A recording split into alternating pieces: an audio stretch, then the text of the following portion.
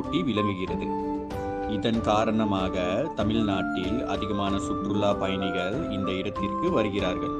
ஊட்டி தமிழ்நாட்டில் நீலகிரி மாவட்டத்தில் அமைந்துள்ளது. தமிழில் ஊட்டியை உதகை, உதகமண்டலம், ஒத்தக்கல்மத்து என்று அழைப்பர். பசுமையான இந்த நீலகிரி மலையில் ஊட்டி என்ற ஊரை உருவாக்கியவர் ஜான் சல்லிவன் என்ற ஆங்கிலேயர் ஆவார்.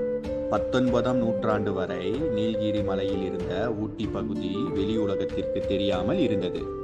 ஆங்கிலேயர்களே இந்த ஊட்டியை கண்டுபிடித்து அதனை புகழ்பெற்ற சுற்றுலா தலமாக ஆக்கினார்கள். ஆங்கிலேயர்கள் ஊட்டியை உருவாக்குவதற்கு முன்பே இந்த நீலகிரி மலையில் பூர்வகுடி மக்கள் வாழ்ந்து வந்துள்ளனர்.